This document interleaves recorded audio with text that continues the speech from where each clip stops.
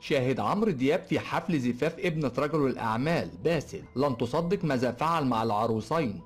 احتفل رجل الأعمال باسل بزفاف ابنته مساء يوم السبت بمنطقة الأهرامات بحضور عدد كبير من نجوم ومشاهير المجتمع.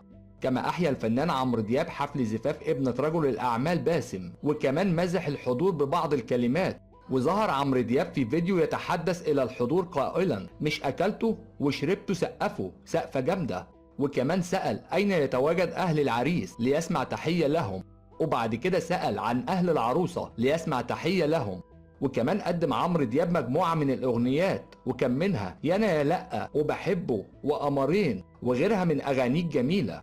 وكمان أحيا الفنان راغب علامة حفل الزفاف وقدم أغنية نسيني الدنيا، وكمان قامت العروس بالغناء معه.